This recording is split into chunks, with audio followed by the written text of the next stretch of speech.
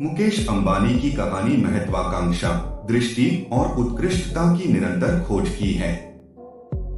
Reliance industries के chairman और managing director के रूप में उन्होंने अपने पिता की कंपनी को एक वैश्विक शक्ति में बदल दिया है। भारत के आर्थिक परिदृश्य को फिर से आकार देने में महत्वपूर्ण भूमिका निभाई है।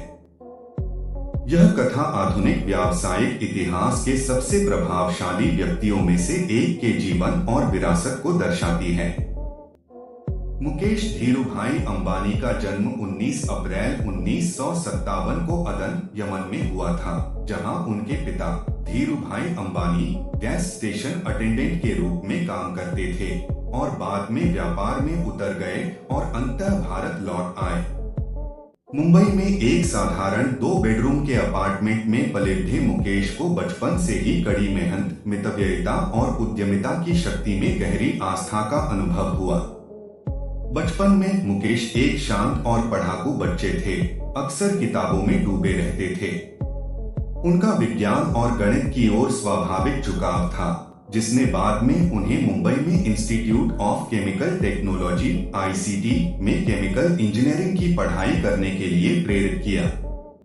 उनके प्रारंभिक वर्ष उनके पिता के उद्यमशील उत्साह से आकार लिए गए, जिनके टेक्सटाइल और पॉलिएस्टर उद्योग में प्रवेश करने के दृढ़ संकल्प ने रिलायंस की नींव रखी। मुकेश की शैक्षणिक यात्रा उन्हें अमेरिका के स्टैनफोर्ड विश्वविद्यालय ले गई, जहां उन्होंने एमबीए के लिए दाखिला लिया। हालांकि तेजी से बढ़ते रिलायंस व्यवसाय का आकर्षण उनके लिए बहुत अधिक था। 1980 में उन्होंने अपनी डिग्री पूरी किए बिना भारत लौटने का फैसला किया। यह निर्णय अपने पिता को नवजात पॉलिएस्टर व्यवसाय की जटिलताओं को नेविगेट करने में मदद करने की इच्छा से प्रेरित था। वापसी पर मुकेश को कार्रवाई के केंद्र में डाल दिया गया। उन्होंने रिलायंस के पहले पॉलिएस्टर फिलामेंट यार्न (पीएफवाई) संयंत्र की स्थापना में महत्वपूर्ण भूमिका निभाई, अपनी तकनीकी जानकारी का उपयोग करके प्रक्रियाओं को अनुकूलित किया और दक्षता में सुधार किया। यह अवधि कंपनी में मुकेश की सक्रिय भागीदारी की शुरुआत थी, जहां उन्होंने जल्दी ही व्यापार की बारीकियों को सीख लिया। 1980 और 1990 के दशक रिलायंस के लिए परिवर्तनकारी दशक थे। धीरूभाई के मार्गदर्शन में कंपनी ने पेट्रोकेमिकल्स, रिफाइनिंग और अंतः दूरसंचार में विविधता लाई। मुकेश इस विविधीकरण में महत्वपूर्ण भूमिका निभा रहे थे, जिन्होंने रिलायंस के पेट्रोकेमिकल संयंत्रों और गुजरात के जामनगर में दुनिया की सबसे बड़ी ग्रासरूट्स पेट्रोलियम रिफाइनरी के निर्माण का नेतृत्व किया। मुकेश का दृष्टिकोण उनके विस्तृत विवरण और अभूतपूर्व पैमाने पर काम करने पर केंद्रित था।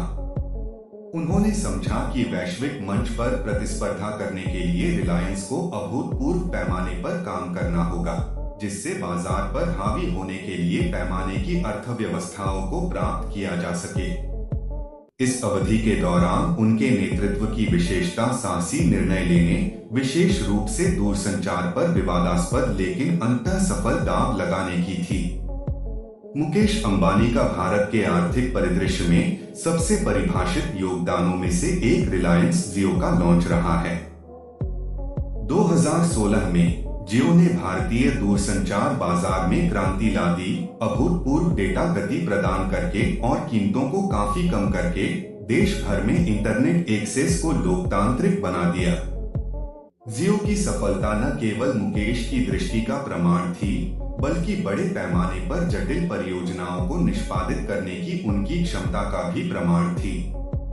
इस पहल के लिए अरबों डॉलर का निवेश, व्यापक बुनियादी ढांचे का निर्माण और वैश्विक प्रौद्योगिकी दिग्गजों के साथ साझेदारी की आवश्यकता थी।